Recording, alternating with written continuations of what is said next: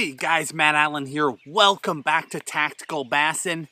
In the spirit of the holiday, today I wanted to tell you guys another story. And this one is unlike anything else we've told you. This is not a fish catch. This is a very special event that took place several weeks ago. And we wanted you guys to know about it because it is one of the proudest moments that Tim and I have had in our bass fishing careers. It was an opportunity to see the entire bass fishing community, the bass fishing industry, the companies themselves come together and support bass fishermen, and very few people even know that it took place.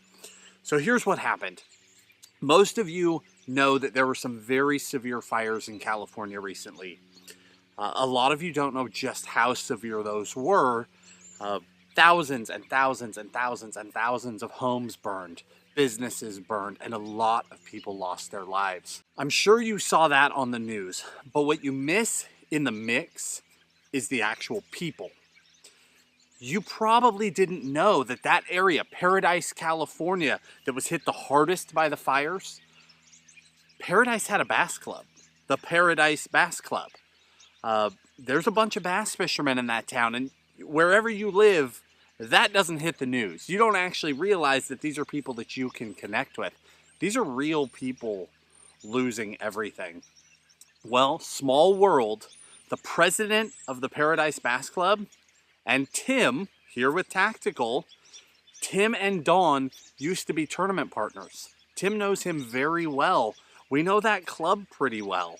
So Tim and Dawn got to talking after the fire was out and the dust had started to settle and the reality of the devastation had hit. The two of them connected and started talking about what could be done. And this really is a story about the bass fishing industry. This is not about us. Tim was very instrumental in the beginning getting this thing going, but really it's about this industry and about the people and what happened. So basically, Tim and Dawn got connected, started talking, and Dawn expressed that of the members of that bass club, 22 people lost everything. We're talking houses gone, boats gone, livelihoods gone. I mean, what do you even do? When Tim called me, he said, Matt, here's the situation. 22 of these guys lost everything. And we started talking about what could be done. And I probably had the same reaction as most people. I said, man, those people don't want fishing tackle. And I don't even know what to do. What do we do? You can't go build new homes for people. Tim and Dawn talked some more, and Tim came back and he said, you know, Dawn thinks that they would appreciate fishing gear. We all know that fishing is that stress reliever. It's that place that you can go and forget your problems and relax and unwind. These guys, in the midst of losing everything, these guys, these women, these families, they lost that ability to just go and unwind for a few minutes and forget about their problems. So very short notice, just a few days to get it done, Tim and Dawn started making some phone calls. They called friends in the industry. And this is one of the things that makes the bass fishing industry so special. And that's one of the things I want you guys to take away, because you are part of the Tactical family and you're part of the bass fishing industry. You are what makes it work. Bass fishermen come together in just unbelievable ways. So we got, well, I say we, it was Tim and Dawn, got a hold of a handful of friends and companies, and they were interested in what was happening and they wanted to help. And then this is where the bass fishing industry is so special. It started to roll. Friends started calling friends, companies started calling other companies. The most instrumental person in the middle of it is Roy Gray. He's a rep out here in the West, and Roy just started talking to other companies, friends and friends of friends. And in just a matter of days, it all came together. We met in Orville, which is the next town down. You might remember Orville from last year when they had the dam scare with the dam blowing out. The entire town had to be evacuated. I mean, this entire area has been hit hard. But we met in Orville in a little restaurant. A small army of people assembled and started laying out gear. It's unreal what took place in a very short amount of time. These individuals had no idea what was coming. They showed up for their annual Paradise Bass Club meeting. and everybody was there waiting for them. Everybody in that club that lost everything, those 22 members, they left there with 6 combos and a ton of tackle. And we're talking from the rod to the line to the bait to the hook to the weight to clothing. It was unbelievable. These people lost it all, but at least now they know that the bass fishing community is there to support them when they're at their lowest.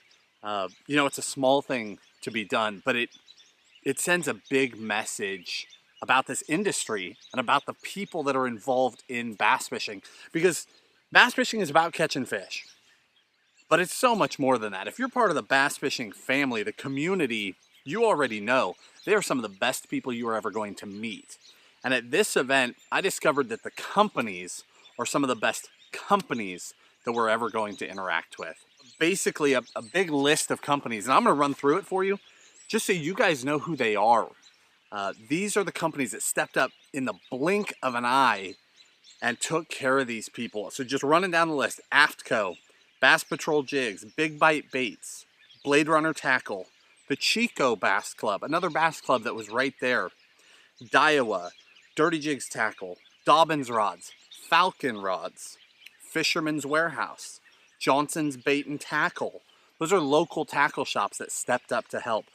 Mega Bass, Owner, Plano, P-Line, Reaction Innovations, River to Sea, RoboWorm, Shimano, Sunline, Swimmer Baits, Tackle Warehouse, Tactical Bassin, Trocar, Wright and McGill, and Water Gremlin. All those companies, in a blink of an eye, jumped to it, gathered up what they could, and got it there to Orville to support these people. And some of my takeaways, guys, I was amazed. And this is why I felt it was important to talk to you about this, because the actual event, you know, it took place and tackle was distributed to these people. And that's important. It's important that they're supported and they know they're loved by the other bass fishermen around them. But some of the things we saw in that room were incredible. When they came pouring in there, some people started laughing. Some people started crying. Some people didn't know what to do. But the reactions were amazing. I mean, we're talking about people that literally lost everything. When it came down to distributing the clothing, the actual apparel that was supplied by Tackle Warehouse, Sims, Aftco, I don't want to forget anybody. There were some odds and ends from some other people, from jackets to sun shirts to hoodies to shoes. When it actually came down to the apparel, nobody made a move. You know, there's 22 people here that lost everything, and nobody was jumping up to get clothing. And I was stunned by that at first. I didn't know what to make of it. But the small talk continued. We just started chatting with people and listening to their stories and hearing what they were going through and talking fishing. And all of a sudden, it became apparent as we were all in these individual conversations. You got all these people that lost everything in a room together, and no one wants to make a move to the clothing, even though nobody has anywhere to go. So most of these people don't have a home yet. Only a couple of them had found somewhere solid to actually rent and live after they lost their homes. Most are living in cars, boats, tents, RVs. I mean, they're temporarily homeless, and that temporarily could last a long time, because you're talking about rebuilding 13 or 14,000 homes in a small town. The situation's not going to change soon. These individuals that are in that situation, nobody wanted to take apparel because they all seemed to think that everyone else needed it more than they did. Can you believe that? I was amazed. But one by one, people started funneling up there and picking through apparel and getting their size and actually getting the clothes they needed to get through the winter. And it was amazing because the people came in there. I mean, you could just see it. You could see people are beat up. They're going through the one of, if not the roughest time of their entire life. They've lost it all. But they still have family. They still have people. They still have fellow fishermen that care about them. But the belongings, that's all gone. Those people came in pretty downtrodden.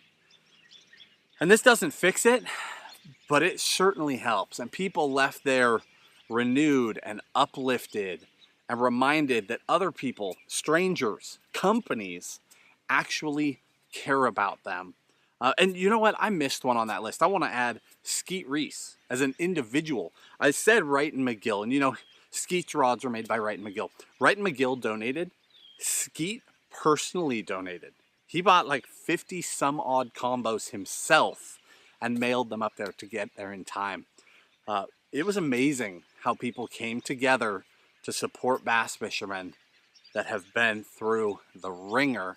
And we wanted you guys to know about it. This is the holiday season. Christmas is right behind us. New Year's is coming. Resolutions are in order. We wanted you to know what's going on. A feel-good story, if you will, that you would never have known anything about, and you never would have known about these companies coming together and supporting fishermen. Because we see these companies and all we see is the products. We see products, we see prices, and you know, there's no face to it.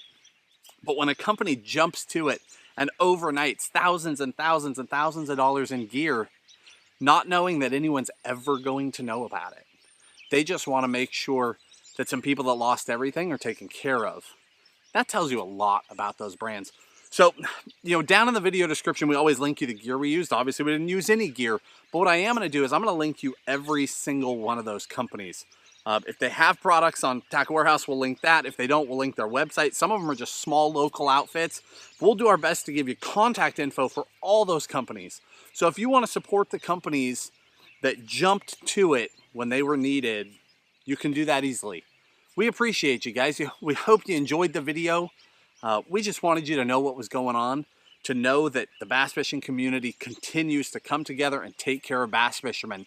Guys just like you, taking care of guys just like you. You guys are awesome. If you enjoyed the video, hit that like button, subscribe to the channel, share it with your friends, and we'll talk to you soon.